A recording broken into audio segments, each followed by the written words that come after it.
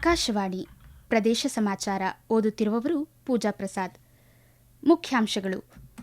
ಮೀನುಗಾರಿಕೆ ವಿಶ್ವವಿದ್ಯಾನಿಲಯ ಸ್ಥಾಪಿಸಲು ಸರ್ಕಾರ ಸಿದ್ಧ, ಮುಖ್ಯಮಂತ್ರಿ ಸಿದ್ದರಾಮಯ್ಯ. ಭಾರತದಿಂದ ಪ್ರಸಕ್ತ ಸಾಲಿನಲ್ಲಿ 900 ಕೋಟಿ ರೂಪಾಯಿ ಮೌಲ್ಯದ ಮೆಕ್ಕೆಜೋಳ ರಫ್ತು, ಕೇಂದ್ರ ಸಚಿವ ಪ್ರಲ್ಹಾದ್ ಜೋಶಿ ಸ್ಪಷ್ಟನೆ. 616 ಕೋಟಿ ರೂಪಾಯಿ ವೆಚ್ಚದ ಉಜಿರೆ, ಧರ್ಮಸ್ಥಳ, ಪೆರಿಯ ಶಾಂತಿ ದ್ವಿಪಥ ರಸ್ತೆಗೆ ಇಂದು ಶಿಲಾನ್ಯಾಸ. ರಾಜ್ಯದಲ್ಲಿ ಜನವರಿಯಿಂದ ಇಂದಿರಾ ಆಹಾರ ಕಿಟ್ ಯೋಜನೆ ಜಾರಿಗೆ. ಮೀನುಗಾರಿಕಾ ವಿಶ್ವವಿದ್ಯಾಲಯ ಸ್ಥಾಪಿಸಲು ಸರ್ಕಾರ ಸಿದ್ಧವಿದೆ ಎಂದು ಮುಖ್ಯಮಂತ್ರಿ ಸಿದ್ದರಾಮಯ್ಯ ತಿಳಿಸಿದ್ದಾರೆ. ಮೀನುಗಾರಿಕೆ ಇಲಾಖೆ ಆಯೋಜಿಸಿದ್ದ ವಿಶ್ವ ಮೀನುಗಾರಿಕಾ ದಿನಾಚರಣೆ ಮತ್ತು 2025ರ ಮತ್ಸ್ಯ ಮೇಳವನ್ನು ಉದ್ಘಾಟಿಸಿ ಮಾತನಾಡಿದ ಅವರು, ರಾಜ್ಯದಲ್ಲಿ 320 ಕಿಲೋಮೀಟರ್ ಕರಾವಳಿ ಪ್ರದೇಶ ಹಾಗೂ 5,50,000 ಹೆಕ್ಟೇರ್ ಒಳನಾಡು ಜಲಪ್ರದೇಶ ಇದೆ. ಮೀನು ರಫ್ತಿನಲ್ಲಿ ರಾಜ್ಯ 4ನೇ ಸ್ಥಾನದಲ್ಲಿದೆ. ದೇಶದ ಮೀನು ಉತ್ಪಾದನೆಯಲ್ಲಿ ರಾಜ್ಯ 3ನೇ ಸ್ಥಾನದಲ್ಲಿದೆ. ಒಟ್ಟಾರೆ ಮೀನುಗಾರಿಕೆ 10 ಲಕ್ಷ ಜನರ ಜೀವನ ಆಸರೆಯಾಗಿದೆ ಎಂದು ಹೇಳಿದ್ದಾರೆ. ಮಹಿಳಾ ಮೀನುಗಾರರಿಗೆ ಶೂನ್ಯ ಬಡ್ಡಿ ರಹಿತವಾಗಿ 3 ಲಕ್ಷದವರೆಗೂ ಸಾಲ ಕೊಡ್ತೀವಿ. ಮುಂದಿನ ದಿನಗಳಲ್ಲಿ ಮೀನುಗಾರರ ವಿಶ್ವವಿದ್ಯಾನಿಲಯ ಸ್ಥಾಪನೆ ಮಾಡತಕ್ಕಂತ ಉದ್ದೇಶ ಇದೆ. ಮೀನುಗಾರಿಕೆ ಇಲಾಖೆಯನ್ನ ಅಭಿವೃದ್ಧಿಪಡಿಸಬೇಕು. ಮೀನುಗಾರಿಕೆಯಲ್ಲಿ ಯಾರ್ಯಾರು ಜನ ತೊಡಗಿಸ್ಕೊಂಡಿದ್ದಾರೆ ಅವರೆಲ್ಲರಿಗೂ ಕೂಡ ಸಹಾಯ ಮಾಡಬೇಕು, ಅವರ ಅಭಿವೃದ್ಧಿಯನ್ನ ಮಾಡಬೇಕು ಅಂತಕ್ಕಂಥ ಕಾರಣಕ್ಕೋಸ್ಕರವಾಗಿ ನಮ್ಮ ಸರ್ಕಾರ ಎಲ್ಲ ರೀತಿಯ ಸಹಕಾರವನ್ನ ಕೊಡುತ್ತದೆ ಅಂತಕ್ಕಂಥ ಮಾತುಗಳನ್ನು ಹೇಳಲಿಕ್ಕೆ ಬಯಸ್ತಾ ಇದ್ದೇನೆ. ನಮ್ಮ ಸರ್ಕಾರ ಅಸ್ತಿತ್ವಕ್ಕೆ ಬಂದ ಮೇಲೆ ಯಾಂತ್ರೀಕೃತ ದೋಣಿಗಳ ಡೀಸೆಲ್ ವಾರ್ಷಿಕ ಮಿತಿಯನ್ನು 1,50,000 ಕಿಲೋಲೀಟರ್ನಿಂದ 2,00,000 ಕಿಲೋಲೀಟರ್ಗೆ ಹೆಚ್ಚಿಸಲಾಗಿದೆ. ನಾಡದೋಣಿಗಳಿಗೆ ಕೈಗಾರಿಕಾ ಸೀಮೆ ಎಣ್ಣೆಯನ್ನು ಪ್ರತಿ ಲೀಟರ್ಗೆ 35 ರೂಪಾಯಿ ರಿಯಾಯಿತಿ ದರದಲ್ಲಿ ವಿತರಣೆ ಮಾಡಲಾಗುತ್ತಿದೆ. ಮೀನುಗಾರ ಸಮುದಾಯದ ಏಳಿಗೆಗೆ ಸರ್ಕಾರ ಪ್ರತಿ ಬಜೆಟ್ನಲ್ಲೂ ಕಾರ್ಯಕ್ರಮಗಳನ್ನು ನೀಡುತ್ತಿದೆ ಎಂದು ಸ್ಪಷ್ಟಪಡಿಸಿದ್ದಾರೆ.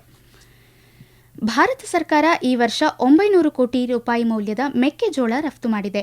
ನಾಪೆಡ್ನವರು ಜೋಳ ಖರೀದಿ ಮಾಡಲು ತಯಾರಿದ್ದಾರೆ. ಅದಕ್ಕೆ ಇಂಡೆಂಟ್ ರಾಜ್ಯ ಸರ್ಕಾರ ಕೊಡಬೇಕು.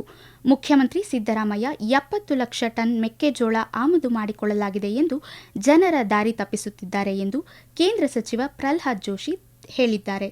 ಹುಬ್ಬಳ್ಳಿಯಲ್ಲಿಂದು ಸುದ್ದಿಗಾರರೊಂದಿಗೆ ಮಾತನಾಡಿ, ರಾಜ್ಯ ಸರ್ಕಾರ ಆಡಳಿತ ನಡೆಸಲು ವಿಫಲವಾಗಿದೆ. ಗೃಹಲಕ್ಷ್ಮಿ ಹಣ ಆಗಸ್ಟ್ನಿಂದ ಬಾಕಿ ಇದೆ. ರಾಜ್ಯದಲ್ಲಿ ಕಾನೂನು ಸುವ್ಯವಸ್ಥೆ ಹದಗೆಟ್ಟಿದೆ.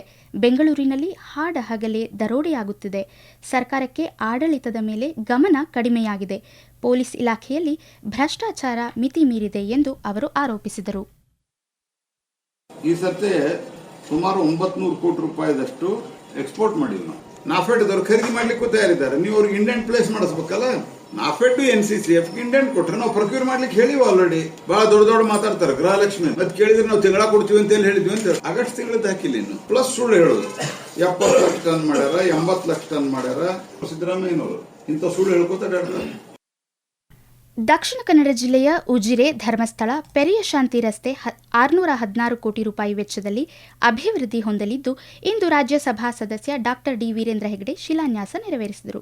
ಬಳಿಕ ಮಾತನಾಡಿದ ಅವರು, ಈ ರಸ್ತೆಗಳು ಅಭಿವೃದ್ಧಿ ಹೊಂದುವುದರಿಂದ ಇಡೀ ರಾಜ್ಯದ ಜನತೆಗೆ ಅನುಕೂಲವಾಗಲಿದೆ. ಇದು ಈ ಅಭಿವೃದ್ಧಿ ಕಾಮಗಾರಿ ರಾಷ್ಟ್ರೀಯ ಕಲ್ಪನೆಯ ಯೋಜನೆಯಾಗಿದೆ ಎಂದರು. ರಾಜ್ಯದ ನಾನಾ ಕಡೆಗಳಿಂದ ಬರುವ ಸಾರ್ವಜನಿಕರಿಗೆ ಇದು ಸಂಪರ್ಕ ರಸ್ತೆಯಾಗಿದೆ. ರಸ್ತೆ ಅಭಿವೃದ್ಧಿ ಅಗಲೀಕರಣ ಸಂದರ್ಭ ಧರೆ ಕುಸಿತದಿಂದ ಸಮಸ್ಯೆಯಾಗುತ್ತದೆ. ಧರೆ ಕುಸಿಯದಂತೆ ಅದನ್ನು ತಪ್ಪಿಸಲು ಕವರ್ ಕ್ರಾಫ್ಟ್ ನೆಡಬೇಕು. ರಸ್ತೆ ಅಭಿವೃದ್ಧಿಯಿಂದ ಜನರಿಗೆ ಸಮಯದ ಉಳಿತಾಯದ ಜೊತೆಗೆ ನೇತ್ರಾವತಿಯಿಂದ ಧರ್ಮಸ್ಥಳದವರೆಗೆ ಅಂಡರ್ ಪಾಸ್ ರಸ್ತೆಯಿಂದಾಗಿ ಸಂಚಾರ ಸುಲಭ ಆಗಲಿದೆ ಎಂದರು.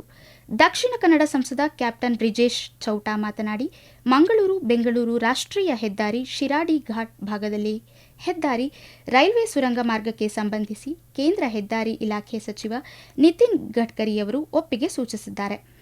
ಅದರ ಕಾರ್ಯ ಸಾಧ್ಯತೆಯ ಅಧ್ಯಯನ ಮಾಡಿ ಈ ಯೋಜನೆಯಿಂದ ಪರಿಸರಕ್ಕೆ ಹಾನಿಯಾಗದ ರೀತಿ ಅನುಷ್ಠಾನಗೊಳಿಸುವ ಪ್ರಯತ್ನ ಮಾಡಲಾಗುವುದು ಎಂದರು.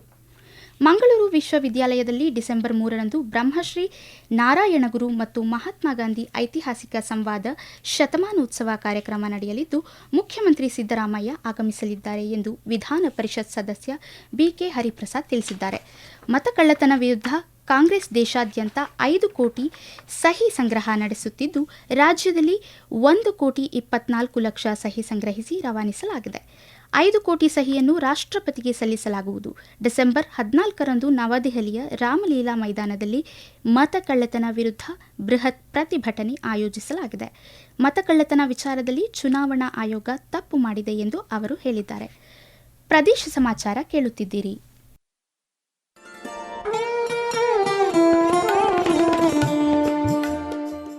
ಆಕಾಶವಾಣಿ ಸುದ್ದಿ ವಿಭಾಗದಿಂದ ಪ್ರದೇಶ ಸಮಾಚಾರವನ್ನು ಪ್ರತಿದಿನ ಬೆಳಿಗ್ಗೆ 7:05, ಮಧ್ಯಾಹ್ನ 12 ಮತ್ತು 2:30 ಹಾಗೂ ಸಂಜೆ 6:40ಕ್ಕೆ. ರಾಷ್ಟ್ರೀಯ ವಾರ್ತೆಗಳನ್ನು ಬೆಳಿಗ್ಗೆ 7:35, ಮಧ್ಯಾಹ್ನ 1:10 ಹಾಗೂ ಸಂಜೆ 7:35ಕ್ಕೆ ಪ್ರಸಾರ ಮಾಡಲಾಗುತ್ತದೆ.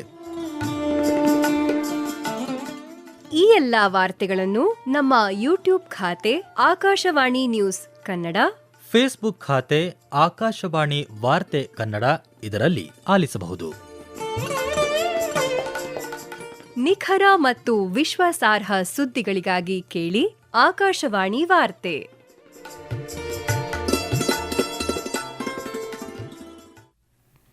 ವಿಧಾನಸೌಧದಲ್ಲಿ ಇಂದು ನಡೆದ ಕರ್ನಾಟಕದ ಜಲಸಂಪನ್ಮೂಲ ಇಲಾಖೆಯ ನಾನಾ ನಿಗಮಗಳ ವಿವಿಧ ಯೋಜನೆಗಳ ಭೂಸ್ವಾಧೀನ ಹಾಗೂ ನಾನಾ ನ್ಯಾಯಾಲಯಗಳಲ್ಲಿ ಬಾಕಿ ಇರುವ ಅಂತಾರಾಜ್ಯ ಜಲ ವಿವಾದಗಳ ಪರಿಶೀಲನೆ ಸಭೆ ಜಲಸಂಪನ್ಮೂಲ ಸಚಿವರೂ ಆಗಿರುವ ಉಪಮುಖ್ಯಮಂತ್ರಿ ಡಿಕೆ ಶಿವಕುಮಾರ್ ನೇತೃತ್ವದಲ್ಲಿ ನಡೆಯಿತು. ಕಾನೂನು ಸಚಿವ ಎಚ್ಕೆ ಪಾಟೀಲ್, ಕಂದಾಯ ಸಚಿವ ಕೃಷ್ಣ ಭೈರೇಗೌಡ, ಅಪರ ಮುಖ್ಯ ಕಾರ್ಯದರ್ಶಿ ಗೌರವ್ ಗುಪ್ತಾ, ಸುಪ್ರೀಂ ಕೋರ್ಟ್ ಹಿರಿಯ ವಕೀಲ ಮೋಹನ್ ವಿ ಕಾತ್ರಕಿ ಸೇರಿದಂತೆ ಹಲವು ವಕೀಲರು ಹಾಗೂ ಅಧಿಕಾರಿಗಳು ಪಾಲ್ಗೊಂಡಿದ್ದರು. ಮುಂದಿನ ಜನವರಿಯಿಂದ ಇಂದಿರಾ ಆಹಾರ ಕಿಟ್ ಯೋಜನೆ ಜಾರಿಗೆ ಬರಲಿದ್ದು, ಬಡಜನರ ಆರ್ಥಿಕ ಅಭಿವೃದ್ಧಿಗೆ ಸರ್ಕಾರ ಶ್ರಮಿಸುತ್ತಿದೆ. ಚುನಾವಣಾ ಸಂದರ್ಭದಲ್ಲಿ ರಾಜ್ಯದ ಜನರಿಗೆ ಭರವಸೆ ನೀಡಿದಂತೆ ಪಂಚ ಗ್ಯಾರಂಟಿ ಯೋಜನೆಗಳನ್ನು ಜಾರಿಗೊಳಿಸಿ ರಾಜ್ಯದ ಎಲ್ಲ ಜನರಿಗೆ ಒಂದಲ್ಲ ಒಂದು ಸೌಲಭ್ಯಗಳು ತಲುಪುವಂತೆ ಮಾಡುವಲ್ಲಿ ಸರ್ಕಾರ ಶ್ರಮಿಸುತ್ತಿದೆ ಎಂದು ಕೊಡಗು ಜಿಲ್ಲಾ ಉಸ್ತುವಾರಿ ಸಚಿವ ಎನ್ಎಸ್ ಭೋಸರಾಜು ಹೇಳಿದ್ದಾರೆ. ಮಡಿಕೇರಿಯಲ್ಲಿಂದು ಕರ್ನಾಟಕ ಸರ್ಕಾರದ ಪಂಚ ಗ್ಯಾರಂಟಿ ಯೋಜನೆಗಳ ಅನುಷ್ಠಾನದ ಕುರಿತು ಗ್ಯಾರಂಟಿ ಉತ್ಸವ ಕಾರ್ಯಕ್ರಮಕ್ಕೆ ಚಾಲನೆ ನೀಡಿ ಮಾತನಾಡಿದ ಅವರು, ರಾಜ್ಯದಲ್ಲಿ 4 ಲಕ್ಷ ಕೋಟಿ ಬಜೆಟ್ನಲ್ಲಿ 55,000 ಕೋಟಿ ರೂಪಾಯಿಯನ್ನು ವಾರ್ಷಿಕವಾಗಿ ಗ್ಯಾರಂಟಿ ಯೋಜನೆಗೆ ಬಳಸಲಾಗುತ್ತಿದೆ ಎಂದು ಹೇಳಿದರು. ಶಕ್ತಿ ಯೋಜನೆಯಡಿ ರಾಜ್ಯದಲ್ಲಿ 600 ಕೋಟಿ ಮಹಿಳೆಯರು ಉಚಿತವಾಗಿ ಪ್ರಯಾಣ ಮಾಡಿದ್ದಾರೆ ಎಂದು ಸಚಿವರು ತಿಳಿಸಿದರು. ಕಾರ್ಯಕ್ರಮದಲ್ಲಿ ಮಾತನಾಡಿದ ಗ್ಯಾರಂಟಿ ಯೋಜನೆಗಳ ಅನುಷ್ಠಾನ ಪ್ರಾಧಿಕಾರದ ರಾಜ್ಯಾಧ್ಯಕ್ಷ ಎಚ್ಎಂ ರೇವಣ್ಣ, ಗ್ಯಾರಂಟಿ ಯೋಜನೆಗಳ ಬಗ್ಗೆ ತಳಮಟ್ಟದಲ್ಲಿ ಮತ್ತಷ್ಟು ಜಾಗೃತಿ ಮೂಡಿಸಬೇಕು. ರಾಜ್ಯದಲ್ಲಿ 7ರಿಂದ 8 ಸಾವಿರ ಕುಟುಂಬಗಳಿಗೆ ಗ್ಯಾರಂಟಿ ಯೋಜನೆ ತಲುಪುತ್ತಿದೆ ಎಂದು ಹೇಳಿದರು. ಗ್ಯಾರಂಟಿ ಯೋಜನೆಗಳ ಅನುಷ್ಠಾನ ಪ್ರಾಧಿಕಾರದ ಉಪಾಧ್ಯಕ್ಷೆ ಪುಷ್ಪಾ ಅಮರನಾಥ್ ಮಾತನಾಡಿ, ಸರ್ಕಾರದ ಅಭಿವೃದ್ಧಿ ಕೆಲಸಗಳು ಉಳಿಯುತ್ತವೆ, ಟೀಕೆಗಳು ಸಾಯುತ್ತವೆ ಎಂದು ಹೇಳಿದರು. ಮುಖ್ಯಮಂತ್ರಿ ಅವರ ಕಾನೂನು ಸಲಹೆಗಾರ ಎಎಸ್ ಪೊನ್ನಣ್ಣ ಮಾತನಾಡಿ, ಗ್ಯಾರಂಟಿ ಕಾರ್ಯಕ್ರಮಗಳಿಂದ ಬಡ ಜನರ ಖಾತೆಗೆ ಹಣ ನೇರವಾಗಿ ತಲುಪುತ್ತಿದೆ ಎಂದರು. ಕಾಂಗ್ರೆಸ್ ಸರ್ಕಾರ ರಾಜ್ಯದಲ್ಲಿ ಕೆರೆಗಳಿಗೆ ನೀರು ತುಂಬಿಸುತ್ತಿದ್ದು, ಈ ಕೆರೆಗಳಲ್ಲಿ ಮೀನುಗಾರಿಕೆ ಮಾಡಲು ಅವಕಾಶ ಕಲ್ಪಿಸಿಕೊಡಲಿದೆ. ಮೀನುಗಾರರಿಗೆ ಅಗತ್ಯ ಪ್ರೋತ್ಸಾಹ ನೀಡಲಾಗುವುದು ಎಂದು ಉಪಮುಖ್ಯಮಂತ್ರಿ ಡಿಕೆ ಶಿವಕುಮಾರ್ ತಿಳಿಸಿದ್ದಾರೆ.